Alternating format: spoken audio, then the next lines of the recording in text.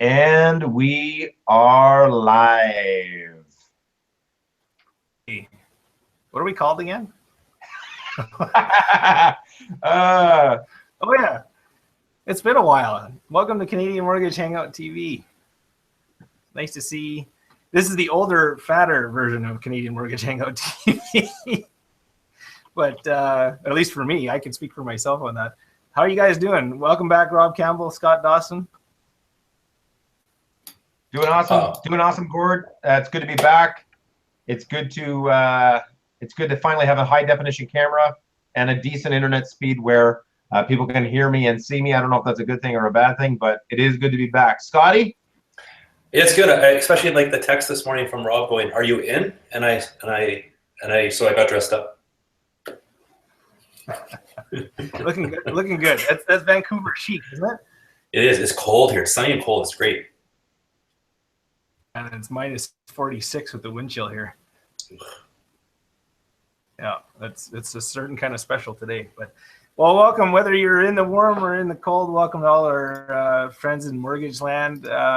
Hopefully, some of our old favorites are out there watching today, and hopefully, we're excited to get into mortgage industry chat with you all, and looking forward to interacting with you. If you haven't watched the show before, you can go to CanadianMortgageHangout.tv to get a little bit of an idea of what we do and what we talk about.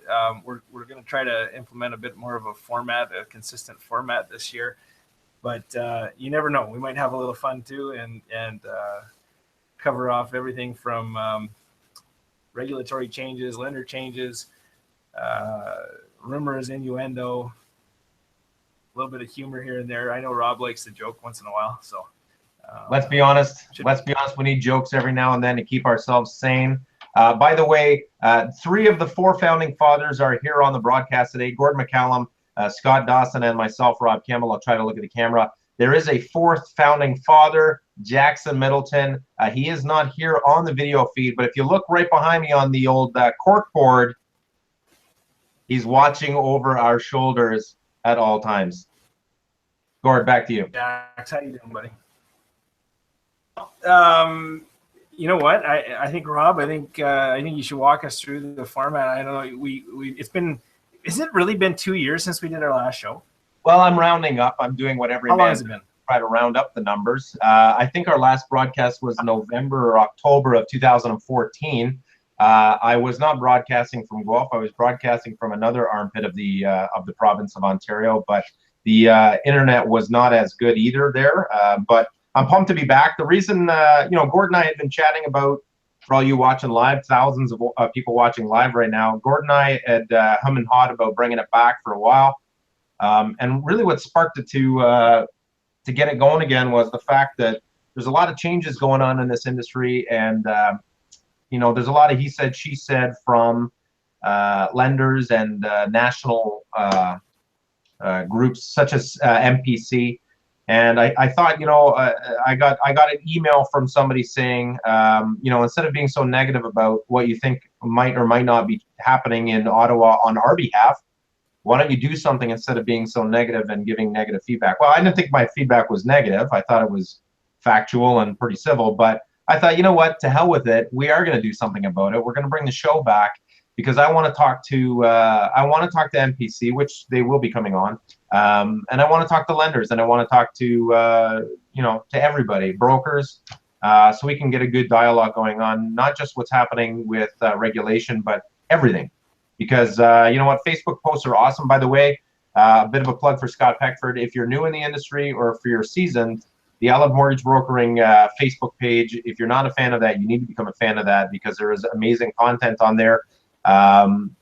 Everything from things how to grow your business and whatnot, or even who wants to finance a vacant lot on an island with no well and septic, to somebody who has a 389 Beacon score with a past consumer proposal. All those kind of questions. But anyway, it's a really good format, so shout out to Scott Peckford. Anyway, I wanted to do something. This is what we do. We've been doing it for years, so that's why I wanted to bring it back.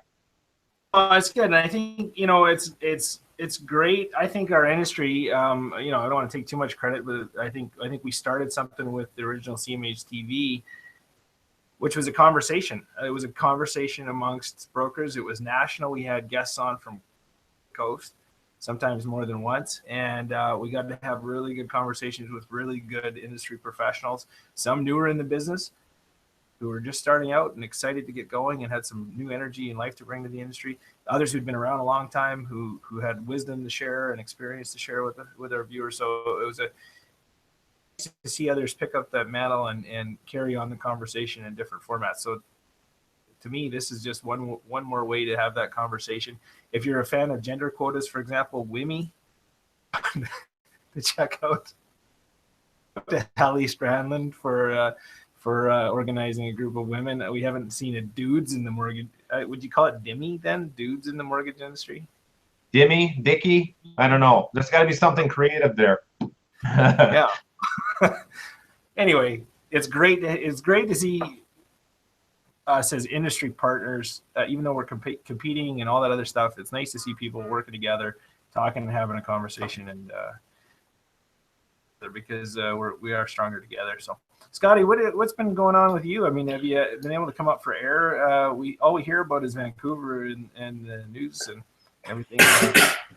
Yeah, interesting times for sure. Hey, been busy. It was a good year all around. You know, last year was a really good year. I had a really great year. January, we'll wait and see. I'm still keeping busy doing. I've obviously 2 years we've been away 2 years. I've taken a bit on some more underwriting roles, different capacities for some brokers. So I'm keeping busy with that. But the market, yes, definitely has been some changes here. That's for sure. I mean, the non-resident taxes, now there's coming up the first-time home buyer loan program, which we're still kind of learning about, and all these other changes with obviously policies, which it's hard to keep track of. I've been doing this for like 10 years, and it's like you get these emails from lenders, and you're still like trying to decipher what the heck, where something fits is tough. It's tough. I think they feel too. I would imagine the lenders are struggling themselves. Even the underwriters and condition people have got to be scratching their heads trying to figure out what they can and can't do. Yeah, it's pretty crazy. I mean, it's pretty crazy. I've been in the business a while now, and I couldn't imagine, like, again, back to I love mortgage brokering. You read a lot of some of the posts from new agents coming on, and I'm just like, it would be tough. We should have a guest on, that's newer in the business to get their kind of feeling as well. But yeah, no doubt. Well, and BC is a special in terms of you guys are creating incentives and disincentives that compete with each other. Yeah, it's taxes and rebates and it's interesting. It's interesting for sure. I guess it's still active out there. Some certain segments of the market, I think, is quieting down. Some of the higher end properties and that prices are coming down. But yeah, time will tell. January is always traditionally quiet in our business for the most part, right? So let's wait and see. Start a TV show, an internet TV show, and things are a little slower. So, Rob, you want to just jump right into current events, discuss lending guidelines? Does anybody, what I'd love to do? Yeah, I mean, let's jump right into it. I mean, it's no big secret that, like, kind of touching into what Scott said about being new in the industry, coming in now, what a nightmare to jump into, right? How, it's so hard to stay positive with somebody who's just getting in the business now and not go, really? You're getting in now? It's tough. We don't even, the crazy thing is, as tough as it is for us to get our deals approved and to find deals and all of that stuff, I can't even imagine how tough it is on the lending side where you're a CEO or a VP or whatever, and this news comes out last year and you're just, you're blindsided. You don't know what to do. And I hope to get some lenders on. I know Boris Bozic was a previous guest of ours. We're going to try to reach out to Boris and maybe some others. I was actually sitting with name drop. I was sitting with Dan Putnam from CMLS Financial last night at dinner, and he was kind of chatting. We were chatting a little bit about you know, how serious it actually is and was. And he gave a little bit of a shout out to MPC about the work that they're doing behind the scenes, which is good because, you know, quite often we on the front lines don't hear about that work that's being done on our part behind the scenes. But yeah, it's super tough, you know. I can't imagine with these changes how tough it is from the lender aspect. Now, from the broker aspect, listen, I've got a memory like a spaghetti strainer, and I've posted multiple times pictures of like very complex Rubik's cubes for lending matrices. Like it is crazy. And I've always said, and I'm now even a bigger fan of this now, to know the lane that you're good at staying in and staying in it. You know, so I see a lot of people posting, and this, you know, I could be talking complete bullshit, and that's right, we can lie because this is or not lie. We can, well, we can lie, but we can drop couple of S-bombs and F-bombs on the show because it's our show. So there is no censorship. But I've always been a big fan of just doing what you know and doing it well. And I see a lot of people posting sometimes about, hey, I got like I joked before, like I got a guy who's a paratrooper with one leg and one eye, and he's getting money from and he's buying a leased land trailer worth $20,000. Who can flip that on a ex-Fentanyl lab? Like, you know, that, I don't know. You know, the answer, the sane answer is to go let somebody else do that, and I'm going to focus on the good client that just called, or try. That's what I'm saying. That's what I'm saying, and that, you know, that could be my downfall because I'm not trying to get every single deal, but I think especially now with that crazy Rubik's cube of lending, I mean, I don't know who has time unless you have a dedicated underwriter on staff or a dedicated underwriting hub that you could submit to that will look after that kind of a deal for you. If you're on your own like me, doing your own deals and underwriting your own stuff, do you really have the time to focus on that kind of stuff? So that's how I feel it's impacting me. You know, I'm really choosing my battles now, and that's really what I got to say about that. Well, Scott, I mean, you just mentioned, Scott, that you're doing some underwriting for other brokers. If that deal comes across your desk and you're busy and you got 10 other deals on your desk because you're servicing other brokers, how much time does that deal get?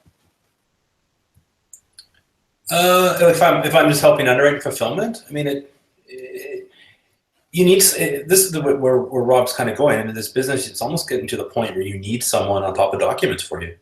If you're wanting to drive business in the door, you need someone sitting in. I mean, I'm in my office, you know, most of the day, being able to, you know, ship paper and work on files.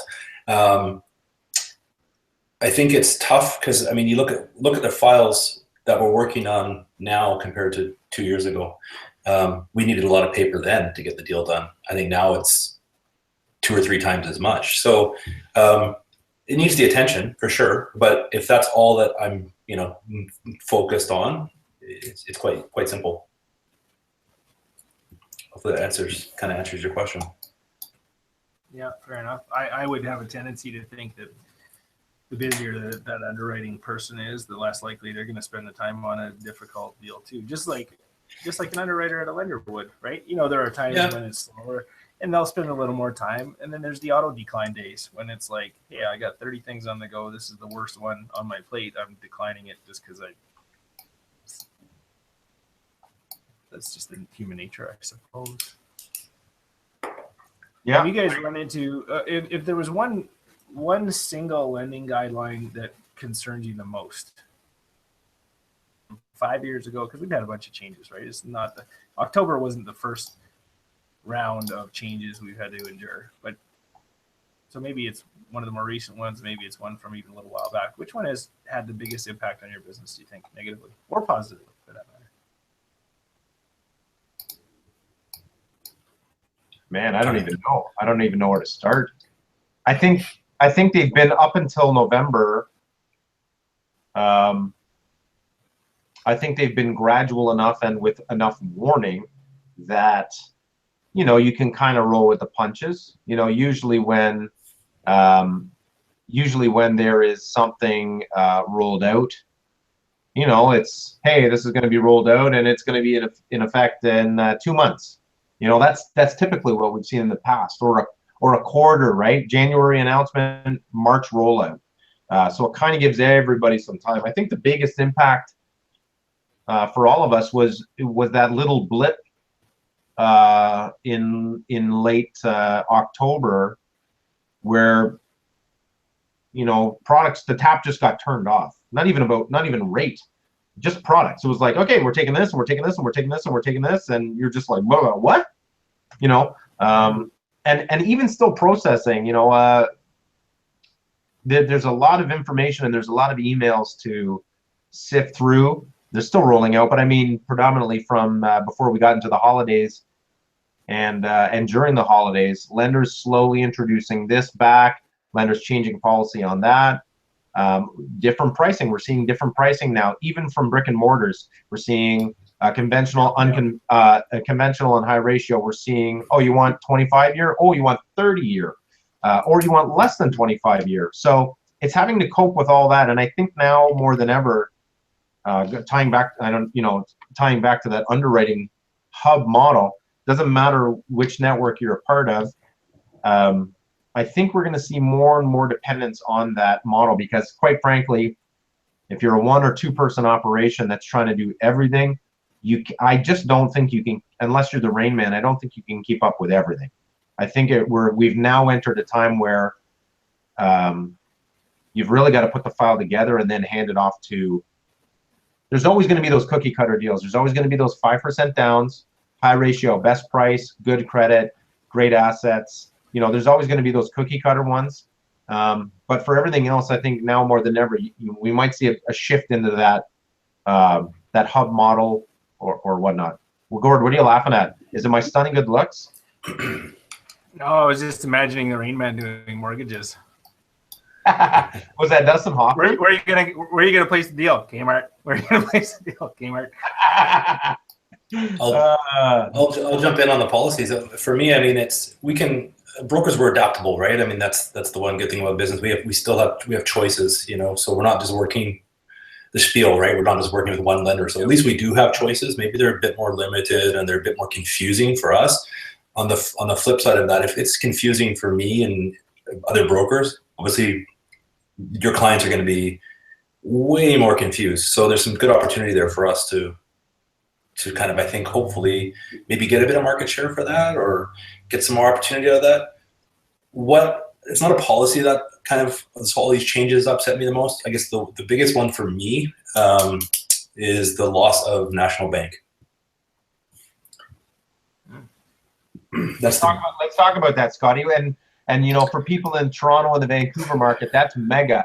For people in my market, it's not that big. I mean, it sucks that we lose them because it's just another option. But for people in the Vancouver, Toronto areas that you know what I'm talking about, big money deals, rental deals. Talk about that, Scotty. Is that how? Yeah, it's how big of a hit was that? Looking back on my last year, it's a lot of my business went to National Bank's equity program, and so we've got to find somewhere to fit that. I mean, there's programs out there with different couple of different lenders, but it's not the same. So it's gonna be a challenge. That's gonna be a challenge for me going forward. It's never good to lose. Wasn't that because? Sorry to interrupt you, but wasn't that because it's a real differentiator, right? Like, I think brokers have always been really strong when we've had a really good differentiator, and whether it was rate or whether it was product, something that was unique product wise, or underwriting guidelines that were a little more accommodating, or there was always, you always had to have something that was a wedge, something that was unique, something the bank couldn't do, something that you couldn't just get walking in the door at your local FI.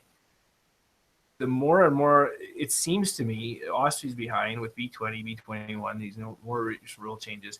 They want to take a steak and potatoes and veggies meal and turn it all into porridge and make us all exactly the same and reduce. That's one way of reducing competition, right? Is homogeneity. I don't know. Sameness. They want us. They want all the lending guidelines to be the same. I think the word you're looking for is Homo sapien. Oh, thank you. Yeah. Me again. Appreciate it, Rob.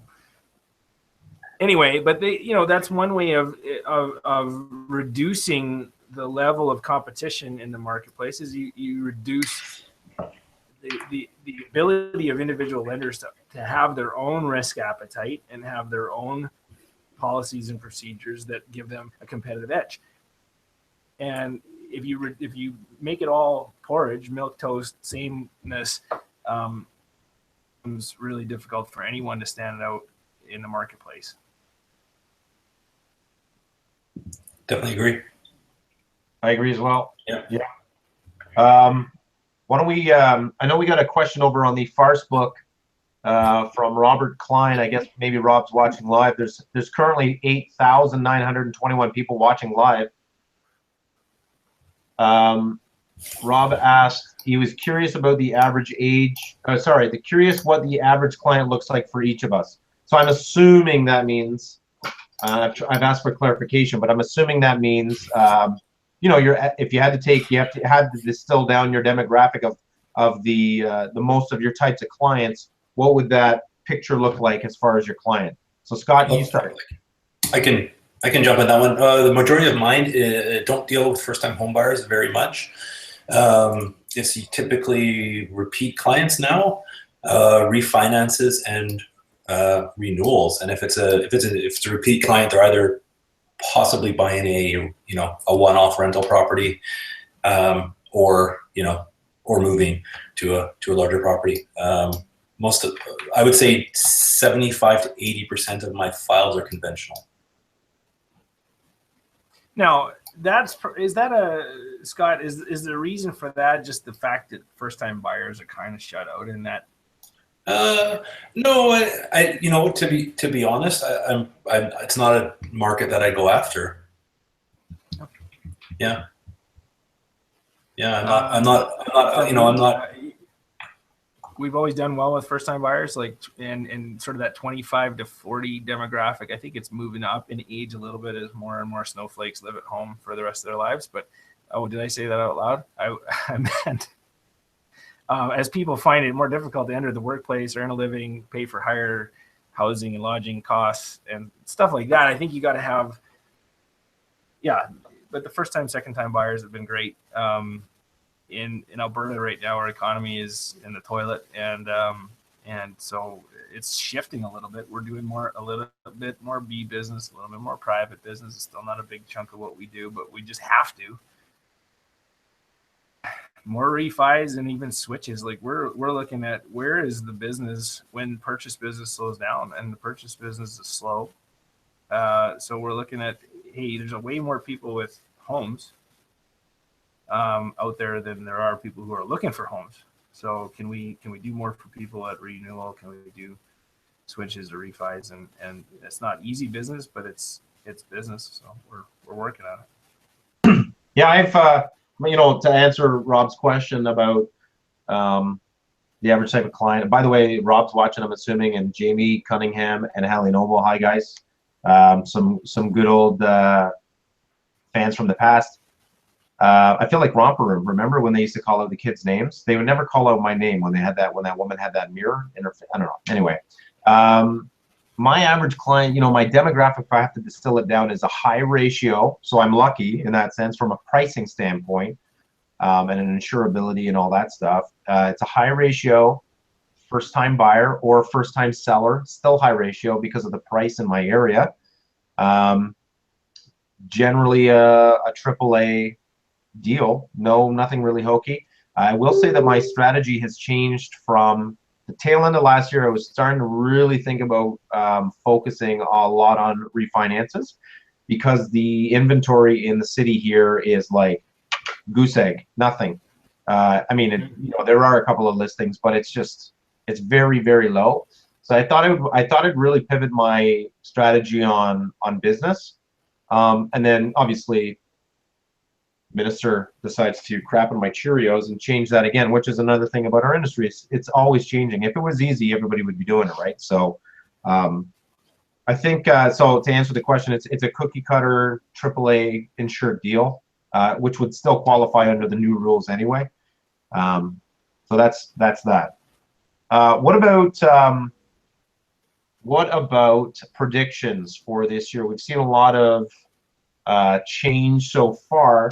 You guys, either one of you think that with the opposition now, with the conservative opposition starting to listen to MPC and brokers and trying to gain some momentum here, do you think that they're going to push back enough on Morneau to at least claw back some of the changes? As far not high ratio, obviously that's going to stay, but the insurability of a refinance maybe, or the insurability back up to 85, you know, all that kind of stuff. What do you guys think about that? Do you think they'll go back on what they're saying? I have a few thoughts on that, and for my mortgage friends in Ottawa, I got an email like 2 days ago which indicated that I had been named as a recommended as a witness to the parliamentary committee rules changes, which is kind of cool. And maybe all the mortgage brokers got that, and it's not as big a deal as I think. But it's kind of nice. I got an email from somebody important that wants to listen to me. So I just don't know if they pay for the flight to Ottawa yet. So I have to find out if, but I have to put a brief together and talk to them about it. But hopefully, short answer is, Rob, yeah, well, let's hope. You know, it would be egg on the face for the government to admit, yeah, we didn't really think this through, and we didn't understand what was going on, and we didn't understand how wide-ranging this change was, and we didn't consult anybody on it. So now we're going to eat crow and claw some of these things back. Politicians don't like to do that. I kind of doubt that they're going to, but I hope. Maybe they'll throw us a bone. I'd like that, you know, insurability, refi. What's the risk there? You insure % loan to value. Who cares? That's going to do zero to CMHC's or CMHTV's. It'd be easy to give, but I don't know. I don't know if they will or not. I think that my opinion has been, and I shared this with another sort of high rank. I won't drop names, but the high ranking lender the other day, and in my opinion, and I think he shared the same one, was that a lot of these changes, even back to B20 and B21, were about reducing competition for the banks. It was about banks couldn't get their costs down enough, so they're lobbied to get everybody else's costs up. Time and effort and hard money costs. They get their costs up to bring everybody in line competition-wise because they were losing too much market share. That's my opinion. I might have a tinfoil hat on, but it was going on. So wow, dropped the speculative. Banks were inside the whole time. The Russians did it too. It was the Russians and the banks. So you're saying, if I hear you correctly, the Russians hacked the Canadian mortgage industry and made these changes. They have dirt on Bill Morneau. Maybe that's it. All right. Well, I'm your host, Morley Safer. Okay, Scotty, how do you think this is going to pan out? Do you think that they're going to go back on? No, not anytime. I'm kind of with Gordon. I mean, not anytime soon. Maybe we'll see some easing up in maybe a year or so. But I think at this point we're working with what we got. That's the safe thing to do, right? Improvements. So like the safe thing to do is adapt and hope, but adapt and just go, this is the new reality. Let's deal with it. Yeah, there's no what do you think, Jackson? There's no secret that and I thought this was speculation, but there's no secret that there are lobbyists in Ottawa that are paid by the banks, and they're paid quite well. I know this because a mortgage broker I know is good friends with one who actually worked for a green institution and was paid fairly a decent buck to make sure that he was at all the functions in Ottawa. So it's definitely pretty speculative, but when we're talking about billions of dollars. You know, it's certainly a juicy thing to talk about. I'm not going to deny that.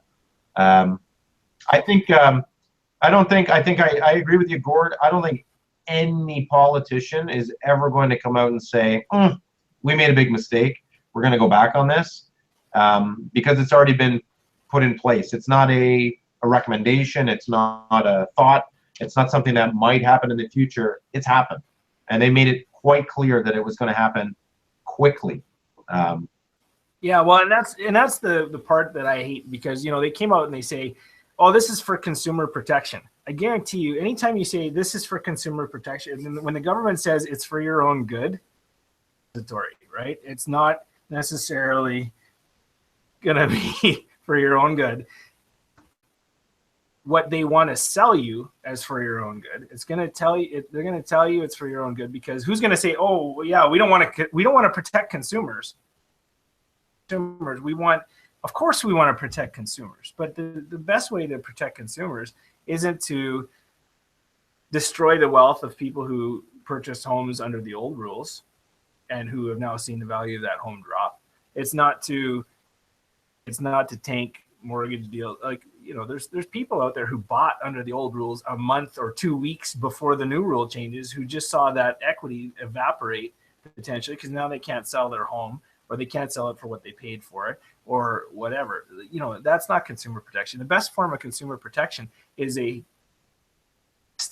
competitive, diverse marketplace with lots of people in it, lots of competitors in it, lots of people who can offer real choices and real differences, real choice and real change all the time. But if they want to make everybody a clone of each other, then there's no real competition. You got to have diversity in the marketplace.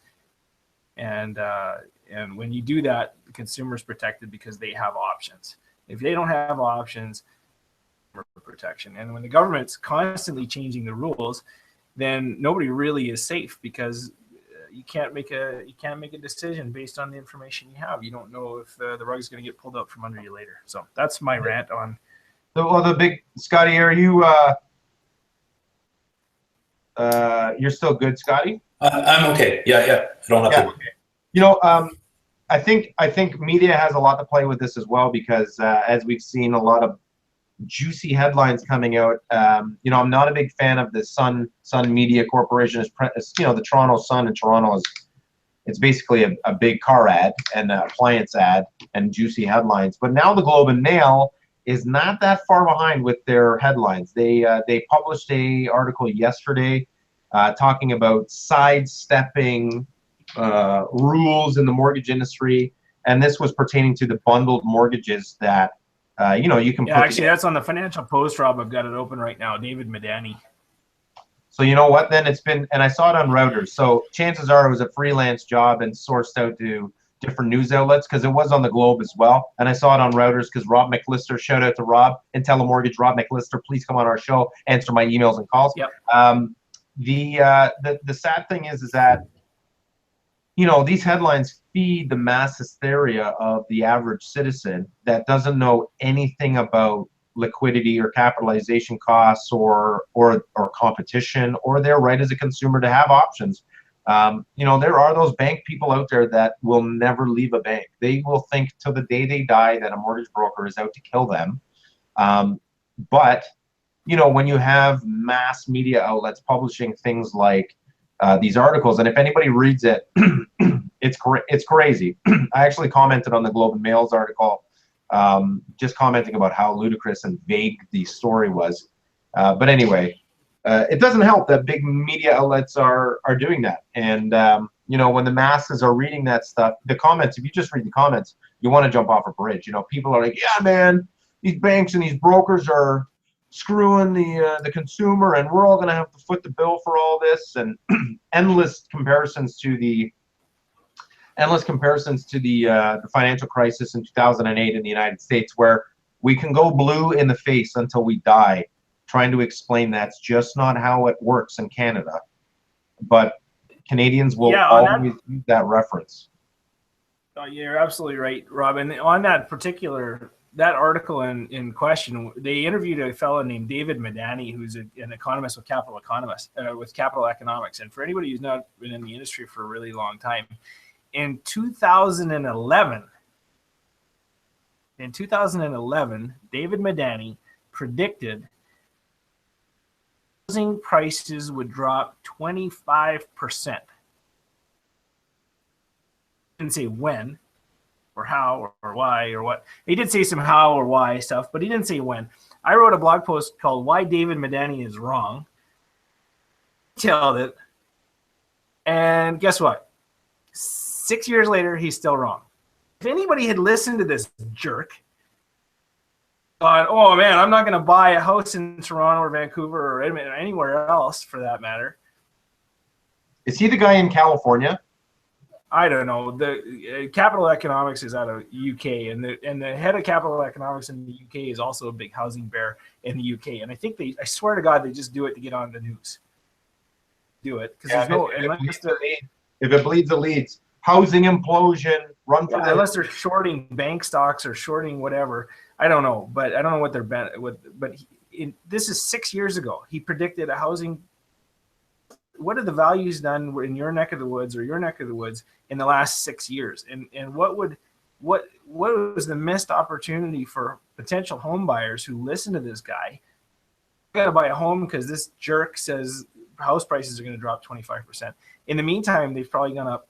Who knows? Like what? I don't know. 10 in some markets. A million%. A bunch, right? Depending on where you are. In Edmonton, they haven't gone up since 2007. So, you know. Well, and then living the dream out here. But let's be honest, that ties into things that are out of the control of a broker or a buyer, and that's market-driven commodities, right? But as a whole, yeah, I mean, if it bleeds, it leads. Doomsday writers are always going to get pressed, right? Nobody's going to retweet or circulate a post about how they advised their clients back in 2007 to buy their first-time home and rent it out after 5 years and gain that equity. Nobody's going to write that story, and nobody's going to read that story.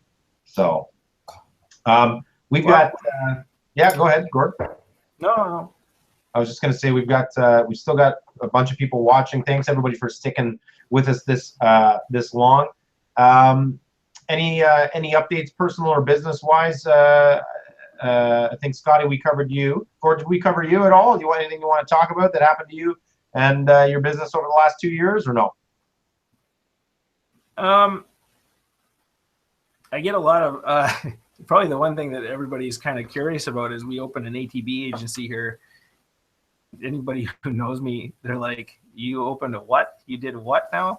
Because I've been a bank mortgage broker for years now, and so and kind of like I have a chip on my shoulder when it comes to government too sometimes. So I did the natural thing, and I opened a government-owned bank in our space. So, it's been funny because I get the odd call or a visit from a monoline BDM or a call from a monoline exec. They're like, "So,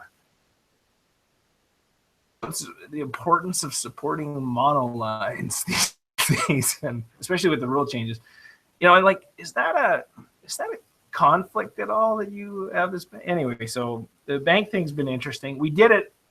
Nothing to do with First Foundation at all. It's not strategic to where we're growing as a company. But ATB is a good lender. It's a good partner in the province of Alberta, so we're happy to do business with them, and we always have. People in this part of the city of Edmonton didn't have a good convenient ATB location to go to, and so we built one for them.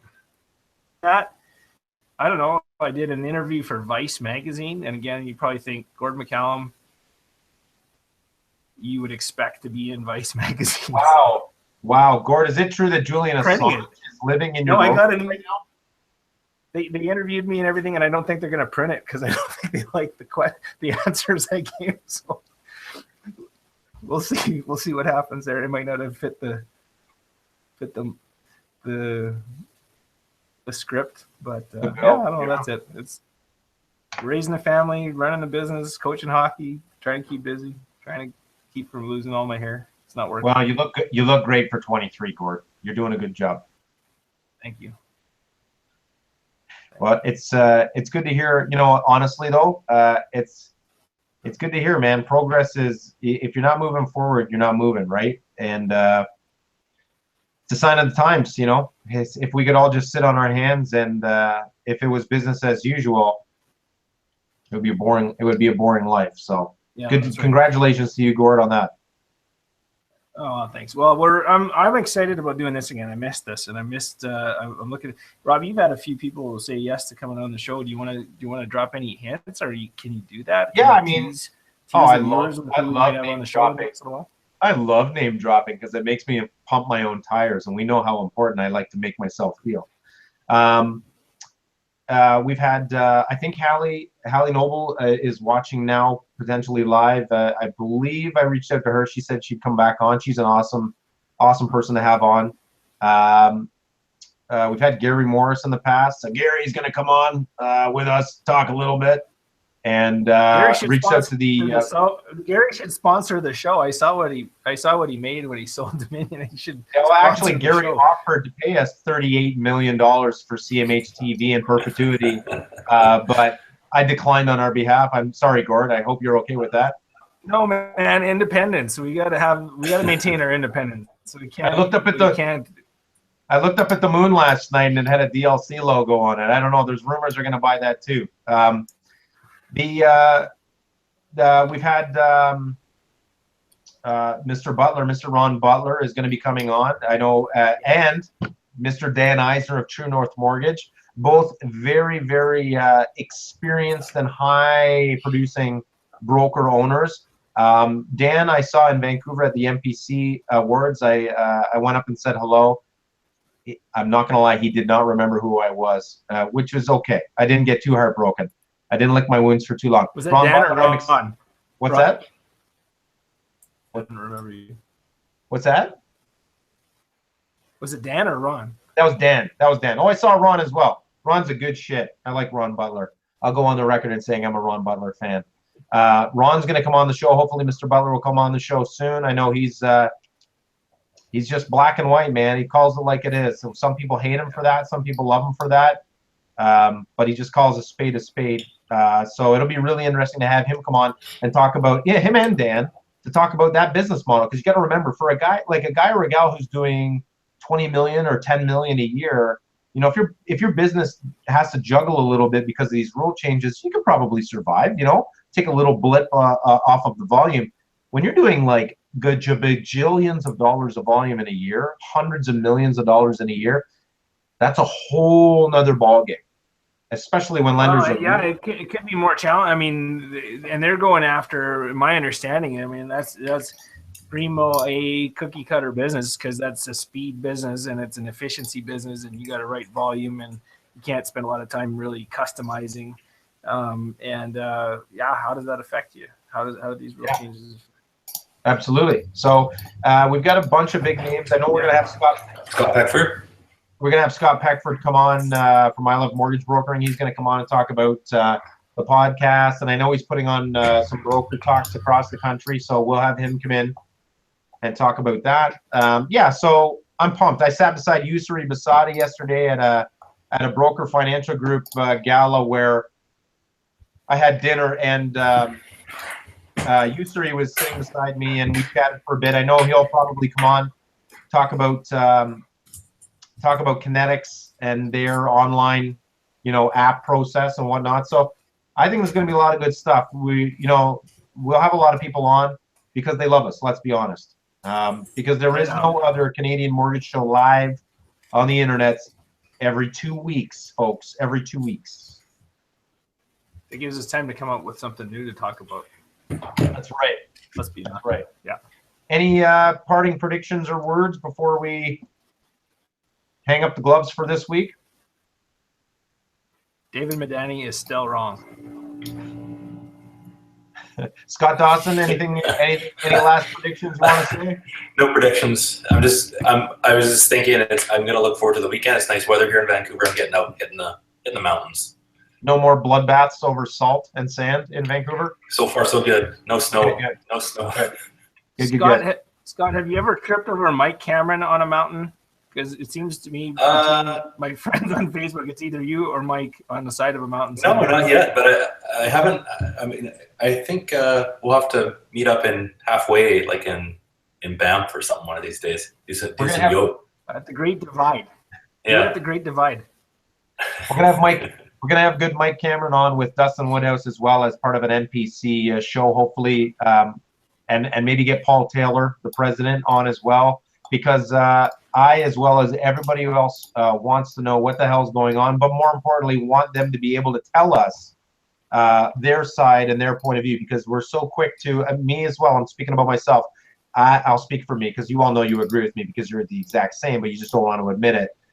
We're so quick to jump down everybody's throat about, this is bullshit, you're not doing anything, you're wasting time, you're wasting dollars. But I don't think that's fair, because Facebook posts or Twitter is easy to just type some words.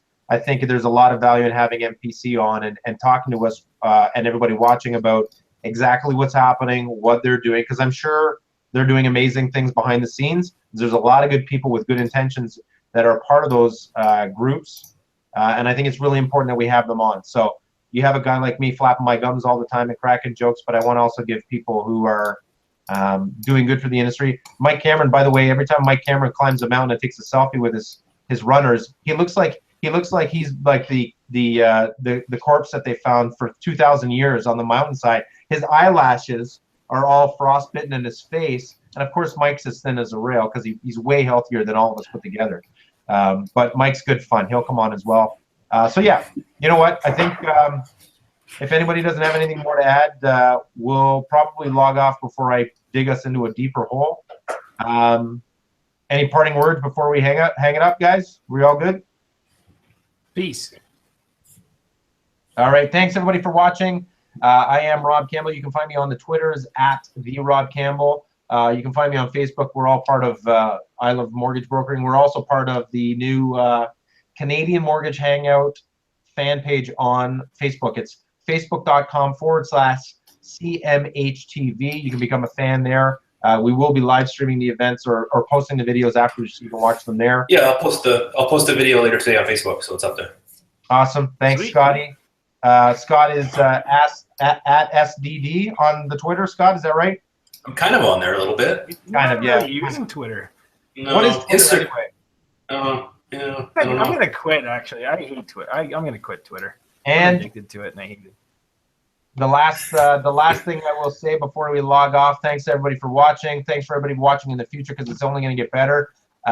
And to leave the show, we will part with our good friend Jackson Middleton. Jax, we know you're out there. We love you, brother. This is Canadian Mortgage Hangout tuning out. We'll see you in 2 weeks, everybody.